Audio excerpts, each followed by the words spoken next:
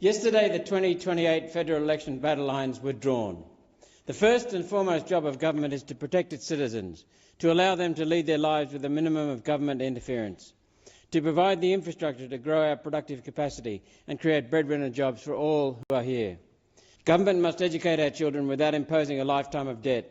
We must guarantee that someone who takes their place in society and the workforce can afford their own home and start a family. These are the things to which one nation is dedicated. Australia can return to being the best country in the world. We can provide wealth and abundance for all. We'll cast off the oppression of identity politics and implement government policy based on facts, not feelings or fashion. One nation has always and will always defend the safety of everyday Australians against radicals committing violence, whether that's radical Islam, Antifa, Trantifa or any other group. Yesterday, our leader, Senator Pauline Hanson, was attacked here with a ferocity I've not seen in 3 terms in the Senate for the crime of speaking the truth. Senator Hanson called out radical Islam as incompatible with Australian values and Australian security. Then it was on for one and all.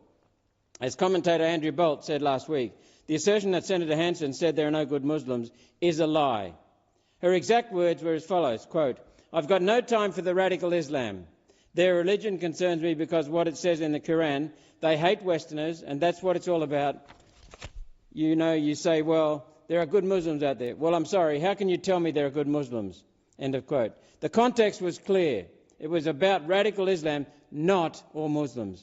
In her interview later with Sherry Markson, Senator Hanson confirmed she agrees there are good Muslims. Of course there are. Yesterday in the Senate, I read a letter from Persian refugee Janet Shea. It explains the difference between good Muslim and radical Islam perfectly clearly. I'll repeat Janet's words. Quote, "There are 2 types of Muslims, a good Muslim and a true Muslim. I know good Muslims. They are kind, generous, and they want exactly what the rest of us want. Safety, family, a future, a decent life. But they are good Muslims because they do not follow all that Islam actually instructs them to do. That is why they are good Muslims. The Islamic government of Iran, the Islamic Republican Guard Corps, Hamas, Al-Qaeda, ISIS, the Muslim Brotherhood, the Houthis. These are not people who went rogue away from their faith. These people read their Quran and said, we will do exactly as our holy leader said and instructs, by their own scriptures measures. They are the true Muslims. The good Muslim and the true Muslim are 2 different people." End of quote from Janet. Yesterday, when I read Janet's comments, the Greens objected to Janet's differentiation between good Muslims and true Muslims. My message to the Greens is simple. Get used to it. To tar all Muslims with the crimes of the few is an insult to the hundreds of thousands of good and decent people who've assimilated into Australia and who maintain their religion in no different a manner than any other religions, including the Orthodox religions, Taoism and Judaism. The political left's refusal to differentiate good from true is deliberate. It provides protection to true Islamists, allowing them to hide behind the innocent.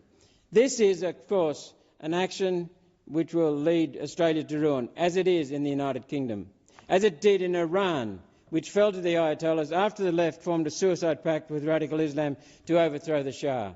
They expected a socialist paradise. Instead, they got a short flight off a tall building. 30,000 leftists died in the first few months of the Iranian Islamic regime. That's fact. That's history. And as much as the Greens and the Labor Party wish they can rewrite history, they cannot. Iran was a warning. If true Muslims can subvert a Western culture like Iran, true Muslims can subvert any nation. In the last few weeks, I've spoken with many Australians from Persia, Lebanon, the Middle East, and today from Armenia, who warn of the dangers of true Islam. I'll be clear. The Bible contains some objectionable verses. Christianity, though, had a reformation 500 years ago, which saw those verses excluded from worship. Islam has not had a reformation, and true Islam celebrates the penalties prescribed in the original works. The word Islamophobia is used in Australia to shut down the freedom to have crucial conversations about the religion, the ideology of Islam. A phobia is an irrational fear. Reading the Quran and asking whether its teachings align with Australian values is not irrational. Christianity is openly mocked in Australia without legal protection from criticism. Nor should there be such protection. In a free society, any belief system can be questioned, except when Islam is questioned. The conversation is shut down and the person asking the question is labelled the problem. And the question about Islam never gets answered. In the words of Senator Hanson, quote, "If there is a person out there who is a Muslim and does not support Sharia law, female circumcision, child marriages, who supports our culture, our way of life, our laws, then I apologise to you if my comment has offended you." End of quote. I repeat the apology, and I am concerned about where this persecution of truthful senators will end. The recently passed Hate Crimes Bill contains provisions which may be used against one nation, and it seems to me the disproportionate response from the Senate's ruling cabal is designed to warm Australia up to doing exactly that.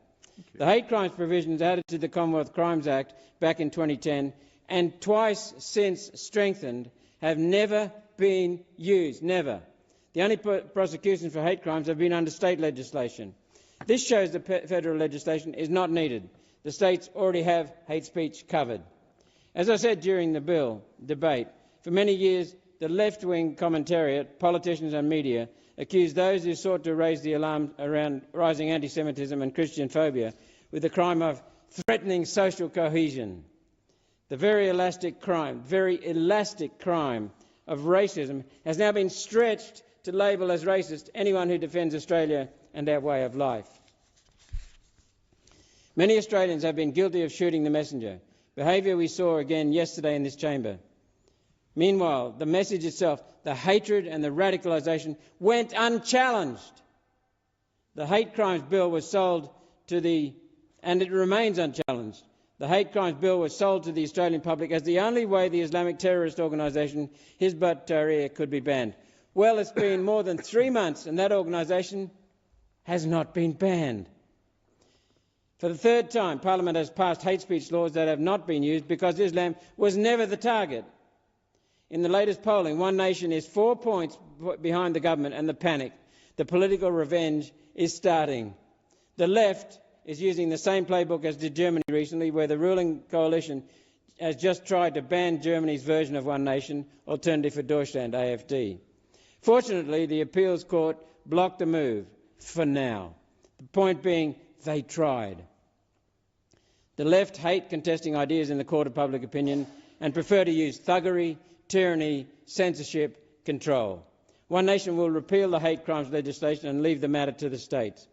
Meanwhile, true Islam in Australia continues to flout our laws, our culture and our language. In this Senate yesterday, Senator Faruqi spoke in Arabic, which I would have thought breached the standing order, though apparently not. It does, however, assist communication between the senator and her electorate. The same electorate which, as we speak, is holding tearful vigils for the deceased Iranian dictator and terrorist Khamenei at their largest mosque here in Australia. The same Khamenei whose photos Hamas supporters recently carried above Senator Faruqi's head as they marched together across the Harbour Bridge. What more of a demonstration of the allegiance of true Islam in this country can there be than carrying the photo of a terrorist leader proudly over the Harbour Bridge? Protesters included the Bondi murderer Naveed Akram. The Greens, the party of the Islamic Australian Caliphate. Without the Islamic vote, this Labor government is unlikely to be re-elected. And apparently no betrayal of everyday Australians is beyond their chase for votes and power. Our refugee program is being used to import 25,000 true Islamists a year from countries who have already destroyed their own Western culture and are coming for ours. For clarity, One Nation will oppose any religion, any ethnicity, any social movement that is an affront to Western civilisation. My motion next week relating to childhood gender mutilation is an example of just that. To defend Australian culture, language and heritage is not racism, nor xenophobia, nor whatever label the left chooses to attach. It's common sense. It's designed to protect everyday Australians from the hatred and violence of radical activists and terrorists. True Islam is one element of that. It's not the whole problem. I'm a migrant who values the country to which my father brought my family in 1962, as did the many migrants who've joined One Nation to protect our Western culture, our social harmony, our coherence, our safety and our security. One Nation will join with those who were here first and who have come since to accompany us all in our beautiful country. In fact, we represent you. Why the rest of the Senate does not will be the question to be settled in 2028. Thank you. Authorised by Pauline Hanson, 12 Baronia Road, Brisbane.